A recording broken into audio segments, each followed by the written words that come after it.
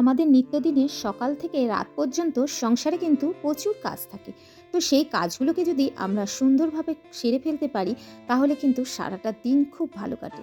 তো সেই কাজগুলো যদি কিছু কিছু টিপস মেনে করা যায় তো কাজগুলো কিন্তু খুব ইজিলি আমরা সেরে ফেলতে পারি। তো চলো কিছু কাজের টিপস আজকে তোমাদের সঙ্গে আমি শেয়ার করব। নমস্কার বন্ধুরা, তোমরা সবাই কেমন আছো? শর্মিষ্ঠা সুলেখা ব্লগে তোমাদের সবাইকে জানাই অনেক স্বাগতম আর অনেক অনেক ভালোবাসা দিয়ে আজকে নতুন একটা ভিডিও নিয়ে তোমাদের সামনে চলে এসেছি। তো দেখো আজকে কিন্তু ফার্স্ট মর্নিং থেকে তোমাদের সঙ্গে আমি ভিডিওটা শেয়ার করছি। দেখো, আমাদের প্রতিটি মানুষের জীবনে কিন্তু বেঁচে থাকার জন্য সবার কিন্তু একটা নির্দিষ্ট কর্মের মধ্যে দিয়ে চলতে হয়।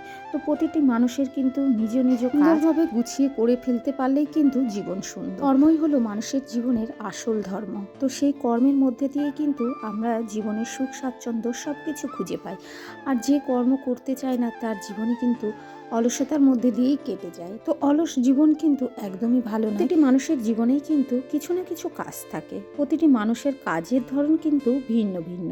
তো যাই হোক বন্ধুরা, দেখো সকালের কাজকর্ম কিন্তু আমি স্টার্ট করে দিয়েছি। আর আমাদের মতন হাউস ওয়াইফদের কিন্তু সংসারে প্রচুর কাজ থাকে। আজকে একটা কাজের টিপস তোমাদের সঙ্গে আমি শেয়ার করি। প্রতিটি গৃহস্থ বাড়িতেই কিন্তু সমস্ত হাউস ওয়াইফদের প্রচুর কাজ থাকে। তো কাজগুলো এক হলেও কাজের ধরনগুলো কিন্তু আলাদা আলাদা হয়। তো সেই কাজের ধরন অনুযায়ী যে হাউসওয়াইফ যতটা সুন্দরভাবে কাজটা গুছিয়ে করতে পারবে তার জীবন কিন্তু ততটাই সুন্দর। আমার সংসারেও কিন্তু প্রচুর কাজ আছে। তো সেই কাজগুলো কিন্তু আমি একই রকমভাবে রেগুলার করে থাকি। তো কাজগুলো কিন্তু স্টেপ বাই স্টেপ করলে পরে খুব ঝটপট করে তুমি কাজগুলো কমপ্লিট করে ফেলতে পারবে। আমি কিন্তু সকালবেলায় উঠে আগে বাসি ঘরগুলো ঝাড় দিয়ে ঘরের দরজায় জল দিয়ে তারপরে কিন্তু ঠাকুরের কাজগুলো ঝটপট করে নিই। তারপর কিন্তু রান্নাঘরে যাই। তো তাহলে দেখো আমার সকালে কিন্তু ঠাকুরের কাজগুলো হয়ে গেলে মনটা অনেকটাই ভালো লাগে। আর সকালে কিন্তু একটা সাইড কাজ করে আসলে সেই কাজটা কিন্তু আমার কমপ্লিট হয়ে থাকছে।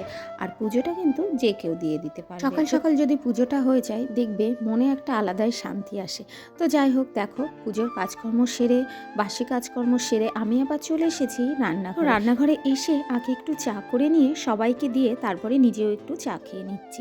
তো চায়ের এই দিকটায় মিটিয়ে তারপরে কিন্তু আমি রান্নার জোগাড় করে নিই। দেখো, এভাবে যদি স্টেপ বাই স্টেপ কাজগুলো তুমি কমপ্লিট করতে পারো তাহলে কিন্তু তোমার কাজগুলো খুব ঝটপট করে ফেলতে পারবে। আর কাজগুলো কিন্তু গুছিয়েও করতে পারবে। আর এইভাবে কাজ করলে বাড়িঘর কিন্তু একদম পরিষ্কার টিপটপ থাকে। মেয়েদের জীবনটাও কিন্তু অতটা সোজা নয়। মেয়েরা এক জায়গায় জন্ম নেয় আর এক জায়গায় গিয়ে সেখানে তাদের সঙ্গে মানিয়ে নেয়। ছোটবেলা থেকে মা বাবার কোলে পিঠে করে মানুষ হয়, আবার তাদের হাত ধরে হাঁটতে শেখা, একটু বড় হয়ে গেলে মানুষ হয়ে গেলে তারপর আবার পরের ঘরে চলে যাওয়া, সেখানে গিয়ে তাদেরকে আপন করে নেওয়া। এটা কি কম কঠিন কাজ বলো তো? একটা ছেলের পক্ষে হয়তো সম্ভব নয়, একটা মেয়েই কিন্তু পারে। তো ওই জন্যই কিন্তু মেয়েরা পরের ঘরে যায়, মানিয়ে নিয়ে তাদেরকে আপন করে সারাটা জীবন কিন্তু তাদের সঙ্গেই কাটিয়ে দেয়। দেখো বন্ধুরা, অনেক বকবক তো করলাম তোমাদের সঙ্গে। তো চলো এবার কাজের কথায় ফিরে আসা যাক। দেখো আমি কিন্তু রান্নাঘরের পাট কিছুটা মিটিয়ে আসলাম, তারপরে আবার বড় ঘরে চলে এসেছি। এদিকে বিছানাটাও কিন্তু গোছাতে হবে। তো এইভাবে কিন্তু আমি বুদ্ধি করে টিপটপ করে কাজ করি। তো দেখো এদিকে বিছানাটাও গুছিয়ে নিলাম। আর সকালবেলায় যদি বিছানাটা না গোছাও, অগোছালো হয়ে পড়ে থাকে, মনটা কিন্তু একদমই ভালো লাগে না। আর দেখবে বড় ঘরের বেডটা যদি সুন্দর করে গোছানো থাকে দেখতে কিন্তু খুব ভালো লাগে। আর কি বলতো, হট করে তোমার বাড়িতে যদি কোনো গেস্ট চলে আসে তো ঘরটা যদি একটু গোছানো থাকে দেখবে অতটা কিন্তু চাপ থাকে না। দেখো কিছু জামা কাপড় কিন্তু আমার একটু অগোছালো হয়ে পড়েছিল, সেগুলোও কিন্তু আমি গুছিয়ে টিপটপ করে একটা জায়গা মতন রেখে দেবো। তাহলে দেখো বেডরুমটাও কিন্তু আমার পরিষ্কার পরিচ্ছন্ন হয়ে গেল। তো যাই হোক, দেখো ওই দিকটা গুছিয়ে আবার এখানে চলে আসলাম। এখানে এসে দেখো মাছগুলো কিন্তু ফ্রিজে রাখা ছিল। তো মাছগুলো কিন্তু এখন আমি বের করে নেব। আর ভাবছি যে এই মাছগুলো রান্না করব না ডিম রান্না করব। একটা হাউস ওয়াইফের কত রকমের দায়িত্ব থাকে বলো তো? একটা সংসারে যে কয়টা মানুষ আছে তাদের রুচিটাও কিন্তু তাকেই জানতে হয়, যে কে কি খেতে ভালোবাসে, কে কোনটা করলে বেশি সুন্দর করে খাবে, সেই অনুযায়ী কিন্তু তাকে রান্নাবান্না করতে হয়। তো যাই হোক, দেখো আজকে কি রান্না করব সেটাই ভাবছি। তো দেখো এখন বাসনগুলো কিন্তু আমি তুলে নেব, আর এই কাজের ফাঁকেই কিন্তু আমি টুকটাক করে যে বাড়তি কাজগুলো থাকে সেগুলো কিন্তু সুন্দর করে গুছিয়ে নিই, তাহলে কিন্তু ঝটপট করে কাজগুলো কমপ্লিট করে ফেলে এর জন্য একটু সময় বের করে নিজের মতন করে কাটানো যায়। তো যাই বাসনগুলো আমি যেটা যেখানে থাকে সেটা কিন্তু সেখানেই রেখে দেবো। আর একটা হাউস ওয়াইফ কিন্তু তার সংসারের প্রতিটি কাজ কিন্তু সুন্দরভাবে গুছিয়ে করারই চেষ্টা করে। তো যাই হোক, দেখো বন্ধুরা আমার বাসনগুলো কিন্তু গোছানো হয়ে গামলাটা বের করে দিই, আর আমার কিন্তু রান্নাঘরের কাজ মোটামুটি গোছানো হয়ে গেছে, যে রান্নাটা বাকি আছে। তো স্নান করে এসে কিন্তু আমি রান্নাবান্নাটা স্টার্ট করব, যে টুকটাক কাজগুলো ছিল সেইগুলো। তা যাই হোক, রান্নাবান্না কিন্তু এখনো হয়নি জানো তো, এখন কিন্তু আমি রান্নাবান্নাটা শেষ করব। প্রতিটি মেয়েরই কিন্তু সমস্ত কাজের মধ্যেও নিজেকে একটু পরিপাটি করে গুছিয়ে রাখা এটাও কিন্তু একটা কাজের মধ্যেই পড়ে। তো যাই হোক, দেখো নিজেকে একটু সাজিয়ে গুছিয়ে রাখলে মনটা কিন্তু এমনিতেই ভালো লাগে। আর তুমি যদি অগোছালো হয়ে নিজেকে রাখো না, যখনই আয়নার সামনে যাবে অটোমেটিক্যালি মনটা কিন্তু খারাপ হয়ে যাবে। তো যাই হোক, সংসারটাকে যেমন সুন্দর করে একটা হাউস ওয়াইফ গুছিয়ে করতে পারে, তেমনই কিন্তু নিজেকেও সুন্দর করে সাজিয়ে গুছিয়ে রাখার ক্ষমতাও একটা মেয়ের আছে। তো যাই হোক, দেখো এখন সিঁদুর টিঁদুর পরে একটু ফ্রেশ হয়ে তারপরে কিন্তু যাবো রান্না করে। আর আমি কিন্তু সারাদিন এইভাবেই চলি, এইভাবেই কাজকর্মগুলো করি। তো দেখো, কিছু ভেজে জামা কাপড় কালকের ছিল সেইগুলো কিন্তু এখন বাইরে মেলে দেবো। আর ভেজে জামা কাপড় ঘরে থাকলে না একটা বিচ্ছিরি গন্ধ হয়ে যায় জানো তো।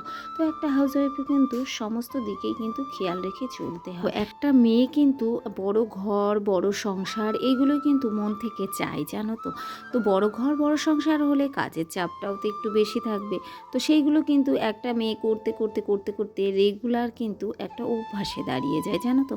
সেই অভ্যাসে দাঁড়িয়ে গেলে তার কিন্তু সেই কাজগুলো করতে খুব একটা কষ্ট হয় না। দেখো, একটা মেয়ে কিন্তু বিয়ের আগে খুব একটা কাজকর্ম পারে না, আমার ক্ষেত্রেও কিন্তু সেটাই হয়েছিল। তো বিয়ের আগে কিন্তু খুব একটা কোনো মেয়েই কাজকর্ম করেও না, আর সেইভাবে কিন্তু পারেও না। তো বিয়ে হয়ে আসার পরে শ্বশুরবাড়িতে শাশুড়ি মায়ের কাছ থেকে সমস্ত কাজগুলো কিন্তু দেখে দেখে শিখে যায়। তখন কিন্তু শিখে গেলে সেই কিন্তু একটা সময় বাড়ির গিন্নি হয়ে যায় জানো তো। দেখো ভাতটা কমপ্লিট হয়ে গেছে,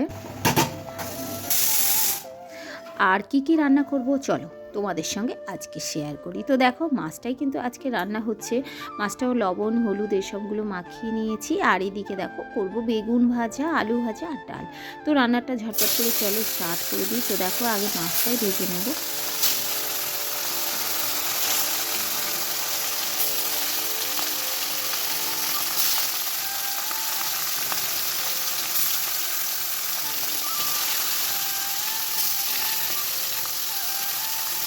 দেখো, মেয়েদের কিন্তু সারাদিনের কাজের মধ্যেও কি রান্না বান্না হবে এটাও কিন্তু একটা মাথায় চাপ থাকে। তো আমিও ভাবছিলাম যে সকালবেলায় উঠে কি রান্না বান্না করব আজকে। আর রেগুলার তো একই রকমের মেনু ভালোও লাগে না খেতে। চলো বন্ধুরা, আর একটা কাজের টিপস তোমাদের সঙ্গে আমি শেয়ার করি। এক একটা ফ্যামিলিতে কিন্তু মেয়ে মানুষ মেম্বার অনেকজনই থাকে, আর এক একটা ফ্যামিলিতে কিন্তু একটা করে মেয়ে মানুষ থাকে। তো যে সংসারে কিন্তু একজন মহিলা মেম্বার, তো তাকে কিন্তু একটু গুছিয়ে কাজ করতে হয়, না হলে কিন্তু সে সময়ের সঙ্গে সঙ্গে তাল মিলিয়ে সমস্ত কাজকর্মগুলো কমপ্লিট করতে পারে। আমার বাড়িতে কিন্তু মহিলা মেম্বার একজনাই। তো আমি কিন্তু রান্না করার আগে কিন্তু সব কিছু কেটে কুটে গুছিয়ে নিয়ে ধুয়ে নিয়ে তারপরে কিন্তু মশলাটাও কিন্তু আগেই করে নিই। তো দেখো, রান্নাবান্না কিন্তু খুব ইজিলি খুব ঝটপট করে নিয়ে আমি কিন্তু সবাইকে ঠিকঠাক টাইমে খেতে দিতে পারি।